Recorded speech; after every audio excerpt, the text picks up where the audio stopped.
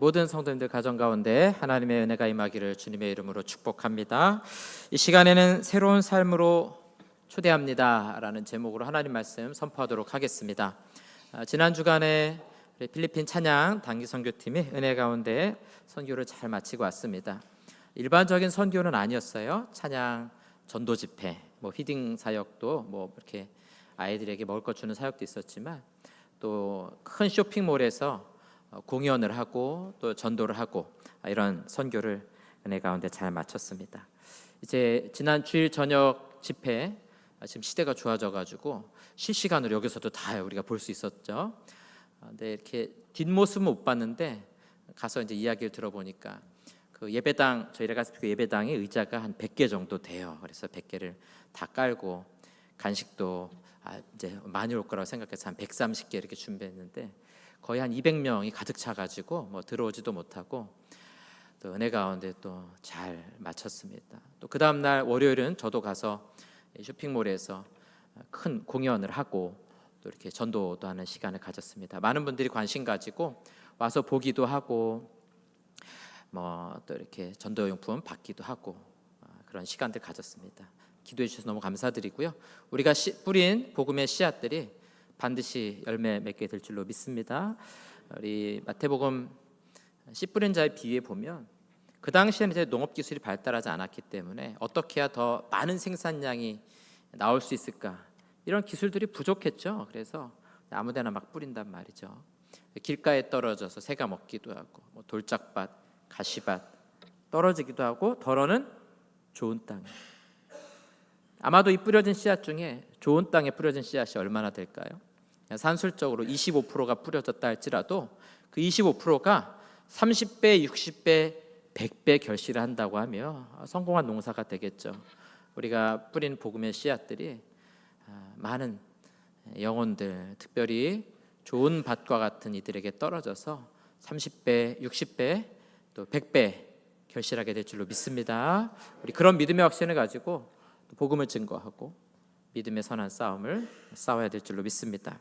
이제 우리 그때 이제 찬양 우리 하시는 분 청년들이랑 집사님들이랑 다 공연하는데 보니까 저는 할 일이 없더라고요. 그래서 내가 여기서 뭘 해야 되나? 선교 가는데 뭘 해야 되나가 어디 있겠어요? 선교하는 거죠. 그래서 홍영희 권사님하고 둘이서 물티슈를 이렇게 열심히 막 나눠줬습니다. 한 500개 정도 가져가서 이제 거의 다 나눠준 것 같아요. 보니까 물티슈가 우선 귀한데 어떤 사람들 막 감사함으로 받아요.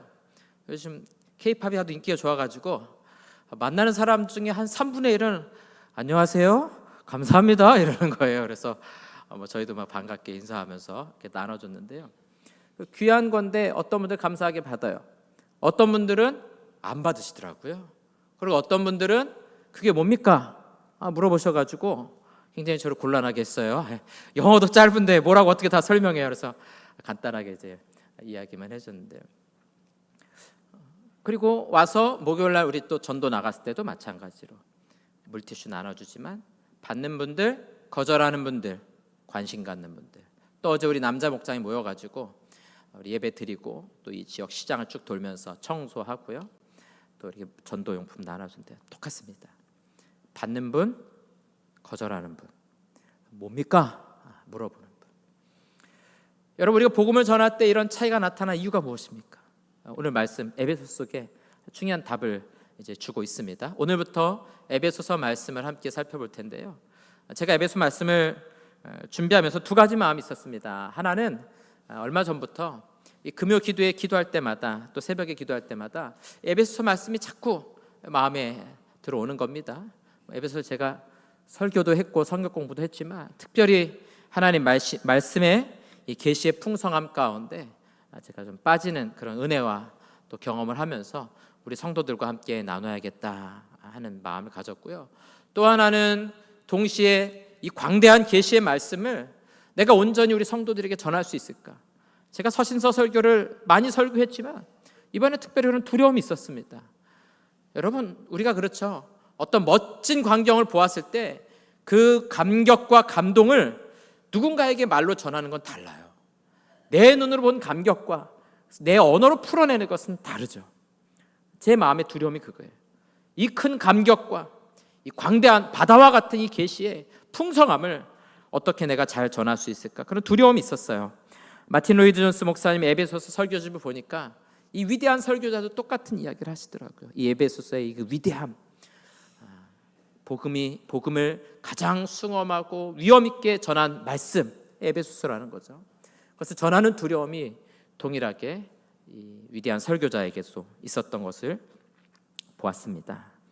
그래도 제가 그 계시의 광대함에 다 전하지 못한다 할지라도 끝까지 전하겠지만, 그것의 100분의 1만이라도 우리 성도들에게 전한다면 그래서 의미 있고 또 가치 있는 일이요, 또 말씀을 듣는 저와 여러분들이 이 복음의 계시의 풍성함을 누리게 되는 시간이 될 수 있기를 주님의 이름으로 축복합니다. 저는 선교 갔다 온 뒤로 바울의 고백이 계속해서 머릿속에 생각이 나고 묵상하게 되었습니다. 나는 날마다 죽노라, 바울의 고백이거든요. 왜 그랬을까? 무엇이 나는 날마다 죽노라? 빚쟁이한테 쫓겨다니면 그런 마음이 들 것 같아요, 그렇죠? 근데 목회자인 바울이 왜 그런 마음이 있었을까? 어떤 문제들이 있었을까? 교회에 대한 걱정, 염려? 바울을 항상 사로잡는 가장 큰 어려움이었죠. 그래서 그 말씀을 찾게 됐어요. 고린도전서 15장 31절에 보니까 그렇게 고백하죠. 형제들아, 내가 그리스도 예수 우리 주 안에서 가진 바 너희에 대한 나의 자랑을 두고 단언하노니 나는 날마다 죽노라. 이 말씀을 직접 찾는데 왜 고린도 교회 성도들 향해 나는 날마다 죽노라 라고 말했을까? 그리고서 이 성경을 펴서 이 다음 절 32절을 보니까요, 내가 사람의 방법으로 에베소에서 맹수와 더불어 싸웠다며, 이 표현이 있는 거예요. 고린도전서는요 여러분 에베소에서 쓴 편지예요. 3차 선교행 당시에 에베소에 머물면서 고린도를 향해 계속해서 편지를 써요. 사람을 보냅니다. 총 4번의 왕래가 있어요.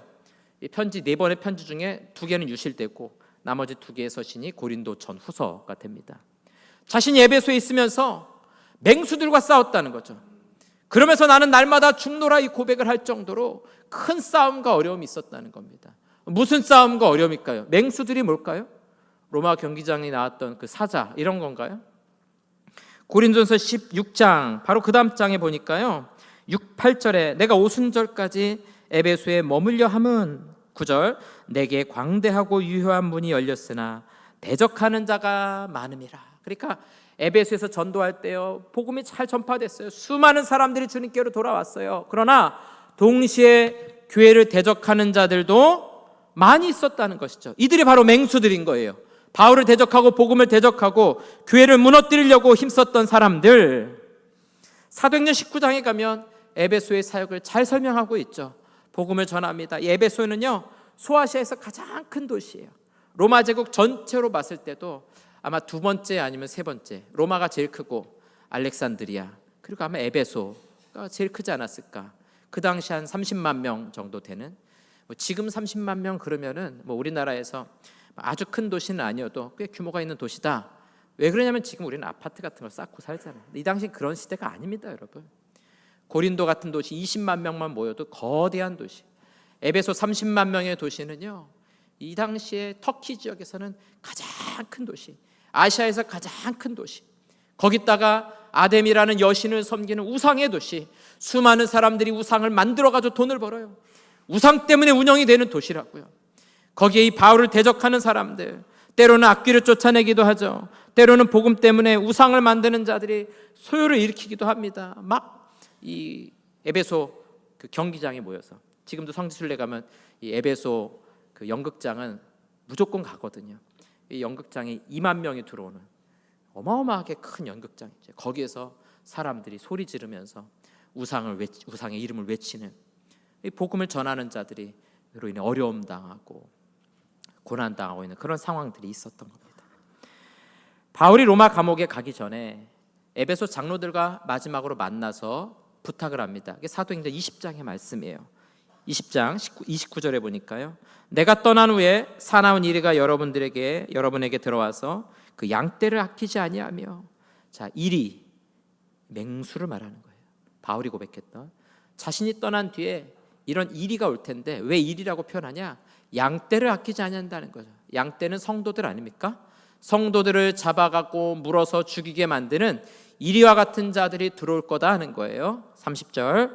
또한 여러분 중에서도 제자들을 끌어 자기를 따르게 하려고 어그러진 말을 하게 하는 사람들이 일어날 줄을 내가 아노라. 그러니까 이 이리와 같은, 맹수와 같은 자들이 하는 일이 뭐냐면 자기를 따르게 하려는 자들이다. 이게 뭡니까? 오늘날 이단들의 대표적인 특징이죠. 이단들, 자기를 따르게 하려는 자들. 요즘에 통일교 또 신천지 나오잖아요. 신천지 이만희가 누굽니까? 자기가 보혜사 6이라는 거 아니에요? 자기가 다시 오실 그리스도 메시아라는 거 아니에요? 죽으면 안 돼요. 큰일 납니다. 또 통일교회 교주도 마찬가지로요. 문선명이 죽고 나니까 자기가 독생녀라는 거 아니에요? 독생녀가 뭡니까? 하나님의 독생자. 근데 본인은 여자니까 독생녀가 됐다는 거 아닙니까? 다 내용이 뭐예요? 자기를 따르게 하려는 자들. 여러분, 이러한 시도들은요 2000년 전에 초대교회도 있었고요, 지금도 여전히 있고요, 주님 오실 때까지 이런 사람들은 있을 겁니다. 요한계시록에 보니까 자기 자신을 메시아라고 말하는, 자기 자신을 신이라고 말하는 자들이 등장한다는 거죠. 여기에 그리스도가 있다, 저기에 그리스도가 있다 해도 너희가 따라가지 말라. 왜냐하면 이 시대는 미혹하는 자들의 시대. 그건 2000년 전에도 그렇고 지금도 그렇다는 거죠. 요한계시록 2장에 보면 소아시아 7교회 나오는데 첫 번째 교회가 에베소 교회죠. 이들이 당한 어려움에 대해서 잘 묘사합니다. 계시록 2장 2절에 보니까 내가 내 행위와 수고와 내 인내를 알고 또 악한 자들을 용납하지 아니한 것과 자칭 사도라 하되 아닌 자들을 시험하여 그의 거짓된 것을 내가 드러낸 것과.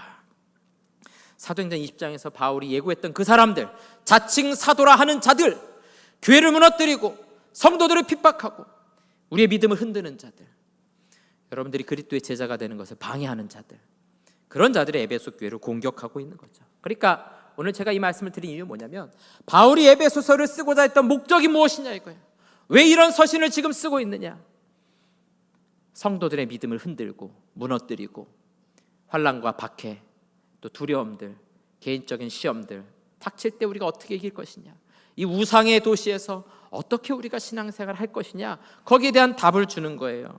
존 스토트 목사님은 하나님의 새로운 사회이다, 길성남 교수님은 삼위 하나님의 구원과 하나님의 새로운 인류다, 이렇게 표현하죠. 저는 오늘 제목으로 그냥 표현했어요. 하나님 자녀의 새로운 삶. 여러분, 이것이요 이 땅을 살아가며 믿음으로 이기고 승리하는 비결이라는 거예요. 우리가 어떻게 구원함을 받게 되었는가, 바로 이것이 맹수들과의 싸움에서 이기는 비결이라는 겁니다. 오늘 바울은 그래서 에베소 교회 이런 어려움들, 환난들, 미혹하는 자들, 시험들, 우상숭배 도시 속에 살아가는 성도들에게 이길 수 있는 비결이 무엇이냐? 하나님의 택하심과 예정하심이다라고 결론을 맺고 있는 것입니다. 그래서 에베소서를 시작하면서 인사가 마침과 동시에 3절부터 5절에 가장 먼저 이야기하고 있는 것이 하나님의 택하심이요 예정하심이라는 겁니다. 자, 오늘 우리 성경 말씀 보겠습니다. 3절부터 한번 보도록 하겠습니다. 우리 같이 한번 합독해서 읽어볼까요? 3절 말씀 같이 읽겠습니다. 찬송하리로다. 하나님 곧 우리 주 예수 그리스도의 아버지께서 그리스도 안에서, 4절입니다. 곧 창세전에 그리스도 안에서 우리를 택하사 우리로 사랑 안에서 그 앞에 거룩하고 흠이 없게 하시려고, 5절 그 기쁘신 뜻대로 우리를 예정하사 예수 그리스도로 말미암아 자기의 아들들이 되게 하셨으니. 아멘. 대적자들의 공격과 유혹이 있어도 두려워하지 말라는 거죠. 너희는 하나님이 택하신 자라 하는 거예요. 너희의 구원은 하나님의 예정하심 가운데 있다 하는 것입니다. 여러분, 이 택하심과 예정하심이 우리 개혁교회, 특별히 우리 장로교회 핵심 교리는 아니에요. 마치 우리 장로교가 예정 교리가 전체인 것처럼 말하지만 예정의 교리는요 성경에 도처에 널려 있습니다. 하나님의 택하심은요 구약에서부터 신약까지 쭉 흐르고 있어요. 그러나 우리에게 중요한 이유는 무엇이냐? 하나님이 우리를 선택하셨다는 사실, 우리 앞길을 작정하시고 예비하셨다는 사실, 이것이 시험을 만난 저와 여러분들이 이길 수 있는 비결이라는 거예요. 여러분, 우리의 삶의 어려움을 어떻게 이겨나갑니까? 하나님이 나를 택하셨다는 사실, 이것이 우리로 하여금 어려움과 시험과 위기를 이기는 유일한 힘과 소망이 되는 줄로 믿으시기 바랍니다. 그래서 에베소서 시작하면서 하나님의 예정하심, 제가 에베소 말씀을 읽으면서 큰 감격의 은혜가 바로 여기 있었습니다. 신학 배우면서 예정과 택하심을 안 배웠겠어요? 신학 책을 통해서도 보고 하지만 조직 신학 책을 통해서 느낄 수 없던 그 하나님의 광대하심, 우리를 부르심, 우리의 삶을, 우리의 구원을 삼위 하나님이 만세전의 구원 협약을 통해 예정하시고 작정하시고 우리의 구원을 이루어 가심, 그 말씀의 의미를 깊이 깨닫을 때 여기에 감격이 있고 은혜가 있는 것이죠. 여러분, 존 스토트 목사님은 이 부분을 이야기하면서 이 선택과 예정의 세 가지 특징에 대해서 말합니다. 오늘은 에베소서 처음 서론으로 이 하나님의 예정의 선택하심의 특징에 대해서만 같이 살펴볼 텐데요. 제일 먼저 하나님의 선택은요, 추측이나 추론이 아니라 계시라는 겁니다. 너무 당연한 말씀일 수 있겠지만 하나님이 우리를 예정하셨다는 건 우리의 이성을 가지고 추론하고 추측해서 되는 게 아니에요. 여러분, 예정이야말로 우리 이성을 가지고 추측해보고 추론해보세요. 안 맞습니다. 하나님의 작정은요, 우리의 이성과 잘 맞지 않아요. 맞아 들어가지 않습니다. 그러나 하나님의 말씀이 그렇게 우리에게 알려주고 있기 때문에 믿음으로 받아들이고, 신학적 용어로 말한다면 믿음으로 수납하는 거예요. 마치 서랍 안에, 마음의 서랍 안에 집어넣듯이 계시의 말씀을 우리 가운데 받아들이고 거기에 순종하고 복종하고 그대로 믿는 것, 이것이 하나님의 선택과 예정 앞에 서 있는 신자들의, 성도들의 올바른 신앙의 태도라는 겁니다. 어떤 분들은 반감을 가질 수 있어요. 교회가 이렇게 권위적입니까? 하나님 말씀이 그랬다, 거기 우리가 무조건 복종하고 순종해야 될 이유가 어디 있습니까? 이렇게 말하는 경우도 많이 있습니다. 우리 신앙에는 크게 세 가지 특징이 있습니다. 이성 중심의 신앙을 갖는 분들이 있어요. 우리의 이성을 동원해서 성경의 말씀을 해석하고 우리의 이성의 틀 안에서 하나님의 말씀을 받아들이는 거죠. 마치 이성이라는 그릇을 놓고요, 계시라는 어떤 반죽이 있을 때 탁 내려놨을 때 이성이라는 그릇 안에 들어가는 것들만 받아들이는 거죠. 성경에 기적이 나오잖아요. 여러분, 홍해가 갈라졌다, 이성적으로 설명이 됩니까? 오병이어 기적, 보리떡 5개와 물고기 2마리로 남자만 5,000명을 먹었어요. 여러분, 말이 됩니까? 말이 안 되죠? 차마 말이 안 된다고 말 못 하시겠죠? 이성을 넘어서잖아요. 그럼 어떻게 해야 됩니까? 이성 안으로 우겨 넣어야 돼요. 이성 중심의 신앙은 그렇습니다.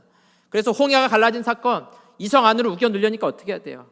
이게 원래 원어가 갈대바다인데 갈대바다는 낮아요. 무릎 정도 오는 물이다. 이스라엘 백성들이 거길 건너갔다는 거죠. 거기에 애굽의 군대가 죽은 게 더 신기한 일이죠. 신학적인 자유주의자다, 이렇게 해석해요. 오병의 기적, 그거는 진짜 그런 게 아니라 그런 기적을 통해 우리가 전하고 싶은 캐리그마, 어떤 교리의 내용이 있는 거고 초대교회 신앙 때문에 그렇게 말한 것이다. 이게 이성 중심의 신앙이에요. 또 하나는요, 우리 감정 중심의 신앙입니다. 이 신앙의 특징은요, 내 마음이 뜨거워져야 돼요. 내가 은혜 받아야 돼요. 이게 중요한 겁니다. 강단에서 어떤 말씀이 선포되든 성경이 어떻게 말하든 그게 중요한 게 아니라 내 감정이 거기에 감동함, 내 마음의 움직임이 있는 것이 훨씬 중요합니다. 그래서 예배 드리고 가면 은혜 받았어, 이게 중요해요. 눈물이 났어, 이게 중요한 겁니다. 그런 걸 잘하기 위해서 요즘 그 젊은 사람들의 그런 집회나 또 젊은이들이 좋아하는 그런 교회들 가면요, 제일 중요한 게 뭐냐면은 예배 분위기예요. 이런 식으로 만들지 않습니다. 객석은 어둡게 만들고, 이 강단은 밝게 만들고, 중요한 조명들, 영상미, 음악들, 그런 것들로 우리 마음을 움직이는 거죠. 거기서 무슨 말씀이 선포되는지는 잘 몰라요. 그건 중요하지 않습니다. 대체적으로 설교 시간에 자고 찬양할 때 막 눈물 흘리고 감동하고, 감정 중심의 신앙. 그리고 여기서 이제 조금 더 발달해서 개인이 받은 어떤 하나님으로부터 주어지는 환상과 음성, 이런 것들을 중요시 여기죠. 중세시대 때 보면은 철학적 신학자들은 철학적 신학을 추구해요. 그러나 일반 평민들은요, 대부분이 다 신비주의적인 신앙으로 다 빠져 있습니다. 하나님과의 합일이라든가 관상이라든가 이런 데 빠져 있죠. 열광주의, 신비주의로 가게 마련. 이 기독교 역사는요, 이성 중심의 신앙과 감정 중심의 신앙을 진자 운동하듯이 계속해서 왔다 갔다 합니다. 바로 이런 흔들리는 신앙 가운데 중심을 딱 잡아준 것이 바로 종교개혁이에요. 종교개혁의 첫 번째 모토가 뭡니까? 솔라 스크립추라, 오직 성경. 여러분, 이 말씀 뭡니까? 오직 성경이 뭐예요? 우리의 이성도 감정도 우리 신앙의 중심이 아니라는 거예요. 하나님의 계시의 말씀이 우리 신앙의 중심인 거죠. 오직 구원은 성경으로부터만. 그래서 솔라 스크립추라, 여기서 끝나는 것이 아니라 토타 스크립추라, 전체 성경이 우리의 구원의 계시로 다가오는 하나님의 말씀, 모든 말씀을 나에게 주시는 것으로 받는 것이죠.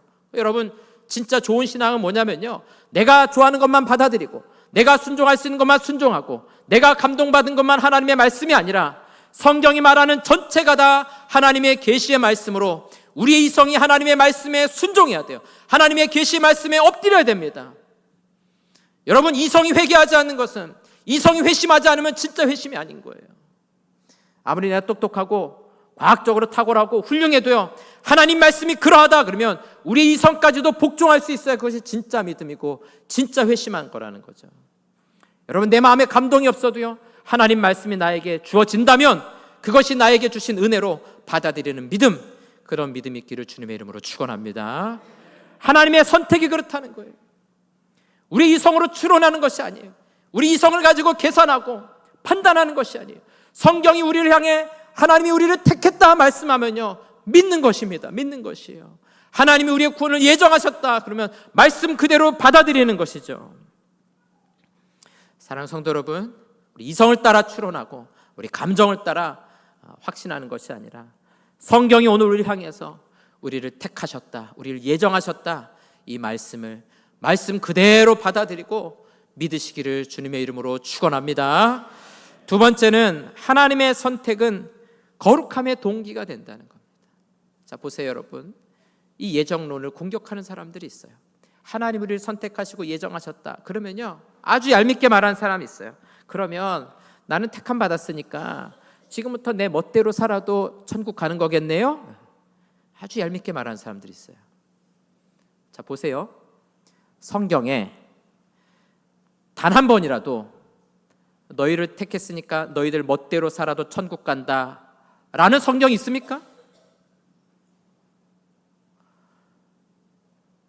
나는 구원받기로 예정됐으니까 내 멋대로 살아도 구원받겠네? 이거는요, 우리 인간의 추론인 거예요.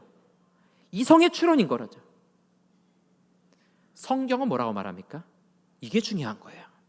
4절 말씀인데요, 우리 같이 한번 노란색 표시를 잘 보면서 읽겠습니다. 시작.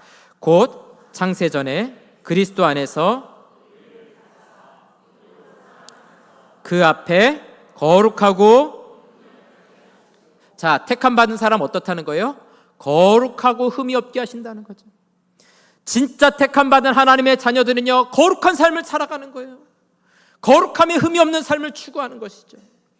아니, 나 구원받았으니까 내 멋대로 살겠다, 그런 사람은 없습니다. 여러분, 그거는 진짜 하나님의 은혜를 경험해보지 못한 사람이 하는 말이에요. 진짜 하나님의 택하심과 하나님의 부어주신 은혜를 한 번도 경험하지 못한 사람들이 그런 말하는 거예요. 여러분, 나를 택하시고 나를 구원하시기 위해 예수님이 십자가에 못 박혀 죽으셨어요. 그걸 알고도 그렇게 말한다고요? 여러분, 부모님이 나를 위해 고생하고 수고한 걸 아는데 부모님에게 멋대로 말한다고요? 그런 사람은 없어요. 진짜 엄마 아빠의 헌신과 눈물을 아는 자녀들은요, 그거 잊지 못하고 살아가는 거죠. 우리를 택하시고 구원하시기 위해 우리를 예정하사 아들을 죽이셨다고요. 아들을 우리한테 뭐 선물 준 정도가 아니라 자기 아들을 죽였다고요. 왜 그랬습니까? 우리를 거룩하고 흠이 없게 하시려고. 그럼 택함 받은 하나님의 자녀들은요, 더럽고 추악한 것들이 싫어지는 거죠. 냄새나는 거죠. 냄새나는 거죠. 밤거리 막 술 먹고 막 방황하고 자기 멋대로 살아가고, 그게 좋아 보이는 사람들은요, 택함 받지 못한 거예요. 진짜 택함 받은 자녀들은요, 더럽고 추악해 보여요. 하나님 말씀대로 살아가는 삶에 고귀함과 가치를 알아가게 되는 거죠. 선교 가서 복음을 전하면서 아이들에게 과자를 주고 아이들에게 먹을 것 주면서 이 사랑을 전하는 삶이야말로 얼마나 고귀하고 가치 있는 것인가. 무엇 때문에 이 외국에까지 와서 자신의 삶을 드리며 살아갈 수 있는 것인가. 여러분, 하나님의 택함 받은 자들만이 누릴 수 있는 감격과 기쁨 아닙니까? 그 기쁨을 누가 알겠어요? 오늘 이곳에 있는 저와 여러분들, 하나님이 우리를 택하신 줄로 믿으시기 바랍니다. 우리로 하여금 거룩하고 흠이 없게 하시려는 아버지의 뜻을 알고 하나님이 기뻐하시는 거룩의 삶을 살아가는 우리 모든 성도들 되시기를 주님의 이름으로 축복합니다. 마지막 세 번째는요, 하나님의 선택은 우리를 겸손하게 만들어요. 왜냐하면 구원의 공로가 우리에게 있지 않기 때문이죠. 내가 잘나고 열심히 하고 헌금 많이 해서 구원했다 그러면요, 자랑할 게 많아요. 내가 이렇게 많이 했는데, 내가 3,000배 했는데. 교회는 그거 알아주지도 않죠. 막 헌금해도 잘 알아주지도 않고, 뭐 열심히 해도 잘 알아주지도 않고. 왜냐하면 우리가 강조하는 것은 나의 공로가 아니라 하나님의 은혜이거든요. 오늘 5절 말씀 보십시오. 그 기쁘신 뜻대로 우리를 예정하사 예수 그리스도로 말미암아 자기 아들들이 되게 하셨으니. 우리 자신에게 구원의 공로가 있지 않아요. 우리가 아무리 열심히 살고 노력한다고 구원에 이를 수 있느냐? 불가능합니다. 오직 예수 그리스도로 말미암아 우리를 예정하신 거예요. 우리를 구원하신 거예요. 그럼 우리를 바라보신 하나님의 마음이 어때요? 그 기쁘신 뜻대로 우리가 잘나서도 아니요, 훌륭해서도 아니요, 예뻐서도 아니요, 하나님 앞에 헌금을 많이 드려서도 아니에요. 우리를 구원하신 것은 하나님이 기뻐하셨기 때문이죠. 우리가 훌륭하거나 위대해서가 아니에요. 뭘 잘해서가 아니에요. 그러니까 하나님 앞에 자랑할 것이 없는 겁니다. 이건 에베소 2장에서 또 강조할 거예요. 하나님 앞에 우린 자랑할 것이 없어요. 자랑할 거라고는 십자가밖에 우린 자랑할 것이 없어요. 그래서 우리를 겸손하게 만들어주는 겁니다. 이스라엘을 택할 때도 그러셨어요. 신명기 7장 6절에 보니까 너는 여호와 내 하나님의 성민이라. 내 하나님 여호와께서 지상 만민 중에서 너를 자기의 기업의 백성으로 택하셨나니. 7절 여호와께서, 우리 노란색 같이 읽어볼까요? 너희를 택하심은 너희가 다른 민족보다 많아서 아니라는 거예요. 가장 적으니라. 이스라엘은요, 오히려 초라했다는 거죠. 별 볼 일 없다는 거예요. 그래서 하나님이 택하셨다는 거예요. 오늘 저와 여러분들도 그렇습니다. 하나님이 나를 왜 택하셨다고요? 우리가 훌륭하거나 위대해서가 아니에요. 우린 보잘것없고 별거 없는 사람들이에요. 아무것도 아닌 사람들이에요. 우리 속에 죄악이 가득해요. 그런데 하나님 우리를 보고 기뻐하셨다는 거죠. 이거 하나님의 전적인 뜻이에요. 우리는 하나님이 왜 우리를 택하셨는가 모릅니다. 우리가 고백할 건 한 가지예요. 하나님이 나를 사랑하셨고 하나님 나를 기뻐하셨기 때문에 자기의 아들로 삼아주셨다 하는 것입니다. 한번 제가 소개해드린 이야기인데요, 이전에 어떤 장로님 부부가 아들 둘을 키웠는데 잘 키웠어요.